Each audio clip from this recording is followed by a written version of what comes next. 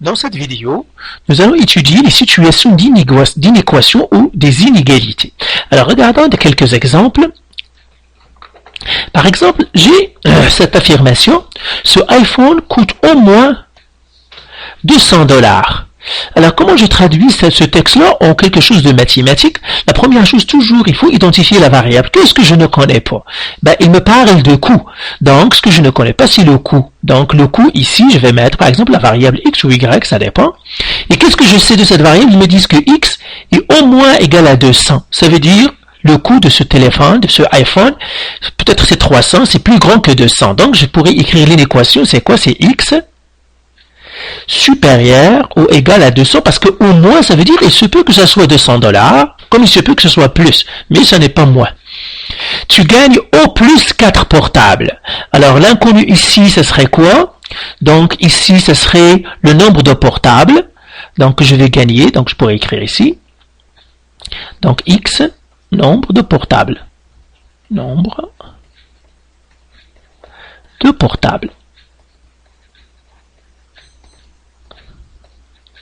Et quelle est l'information que j'ai à propos des portables? C'est que tu peux gagner au plus 4 portables. Donc tu peux gagner 4, mais pas plus. Tu peux pas gagner 5. Tu peux gagner que 3, 2, 1 et 0. Donc ça veut dire x, ici, ça va être inférieur ou égal à 4. L'âge de Charles est inférieur à 20. Donc ici, la variable, ça serait ce que je ne connais pas. L'inconnu, c'est l'âge de Charles. Donc, je pourrais mettre x ici, c'est l'âge de Charles. Et l'équation, ça va être quoi? Parce qu'il est inférieur. Donc, x est inférieur à 20. Parce que ça ne peut pas être 20, c'est inférieur, ils disent. Donc, ça pourrait être 19 et quelques mois ou 18 ou autre. Le nombre de timbres que possède Karl est supérieur à 300. Donc, ici, la variable, c'est le nombre de timbres. C'est ce que je ne connais pas, x. Et quelle est l'information qu'ils me donnent? Ils me disent que le nombre de timbres est supérieur à 300. Donc, il est plus grand que 300. Il n'est pas égal parce que ça pourrait être 301, 302 ou autre. Donc voilà, ce sont des situations que nous avons traduites en inéquation. Donc, toujours dans une situation, identifier les variables et puis relier ces variables avec l'information que vous avez. Donc, ici, nous n'avons que des informations de supérieur, inférieur. C'est pour cela qu'on les appelle des inégalités, parce que il n'y a pas d'égal, ce ne sont que des supérieurs ou inférieurs. Voilà, dans une autre chose, on va voir après. Dans cette page-là, nous allons voir en fait quelques vocabulaires. Alors, regardez, quand j'ai une équation ici, sa signification. Et ça aide pour transformer du texte en une équation. Par exemple, j'ai x inférieur à 20. Celle-là, ça veut dire quoi? X est inférieur à 20. X est plus petit que 20. Donc, c'est la même chose. Soit que je vois inférieur à 20 ou plus petit que 20, c'est x.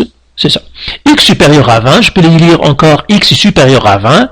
X est plus grand que 20. X inférieur ou égal à 20. X est inférieur ou égal à 20, je pourrais l'avoir. X est au maximum 20. La même chose. X est au plus égal à 20. Donc, ces trois phrases-là me donnent la même inéquation. Donc, inférieur ou égal au maximum, au plus égal, c'est la même chose. La dernière, c'est x supérieur ou égal à 20. Donc, j'ai ici x supérieur ou égal à 20, qui est la même chose que x est au minimum 20. Ça veut dire que ça pourrait être 20 et plus, mais ça ne pourrait pas être plus petit que 20. X est au moins égal à 20. Ça revient à dire que x, la plus petite valeur qu'il peut être, c'est 20. Donc voilà pour la traduction des situations en inéquation ou des égalités. Faites les exercices du site et si vous avez des questions, vous pouvez toujours nous contacter.